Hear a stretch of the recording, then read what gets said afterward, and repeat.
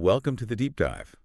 Today, we're jumping into your sources all about Houston's 4th of July weekend coming up.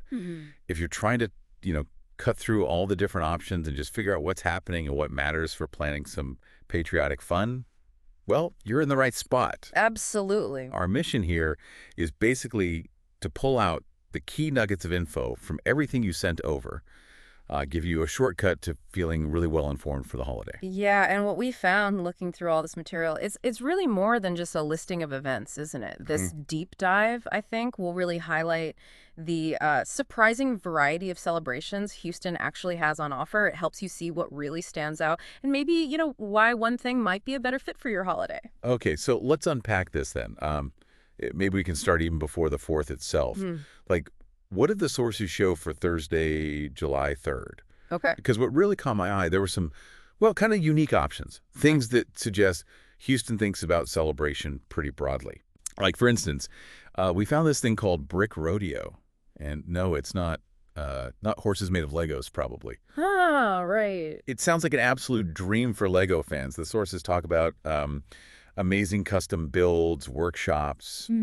Looks like something genuinely different for families. It's kind of a neat insight into those niche community celebrations. And interestingly, sort of contrasting with that busy creative vibe, your sources also pointed out something quieter for the 3rd. Oh, yeah. A free watercolor pencil art class.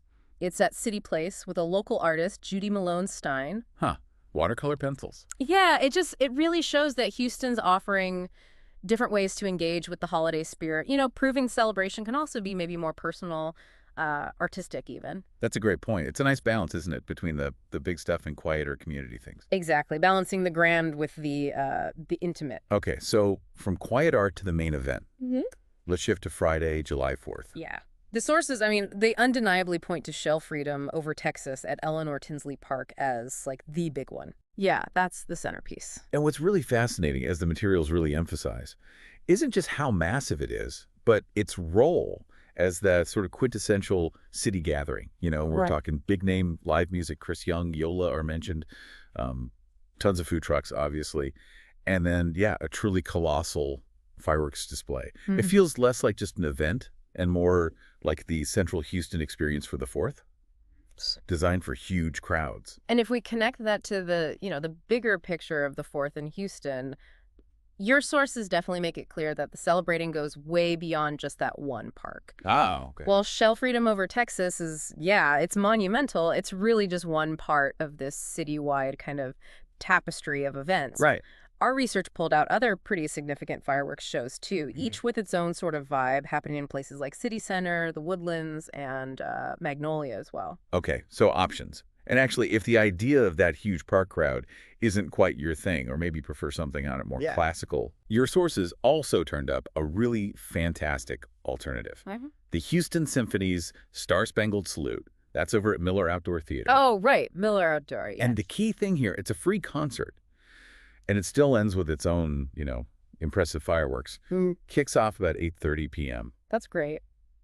It really just underlines that Houston seems dedicated to giving people different ways to connect with the holiday, making sure there's something that, clicks with different tastes. Exactly. And what's really insightful about having all these different locations, CityCentre, Woodlands, Magnolia, Miller Theater, Tinsley Park, is how it reflects this sort of decentralized way of celebrating civic stuff. Decentralized. Yeah. Interesting way to put it. Well, yeah, each spot offers its own package, right? Live music, food, family stuff.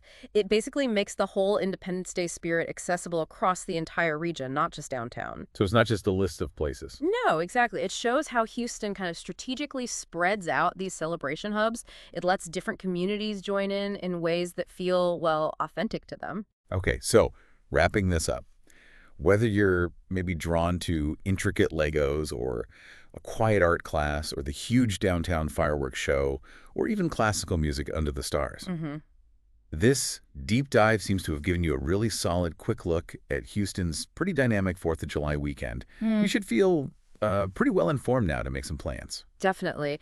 And, this rich variety of ways to celebrate, it kind of raises an important question, maybe for you listening to think about. How do all these different kinds of events in just one city, how do they really reflect the different ways people connect with that whole spirit of independence and community? What kind of celebration really, at its core, truly resonates most deeply with you? Something to mull over.